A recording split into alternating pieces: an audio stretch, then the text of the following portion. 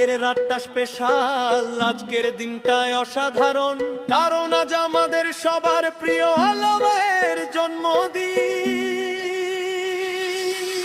Hello, happy birthday Loba, happy birthday Loba, তোমাদের হাসিতে ভরে উঠুক সবার মনটা।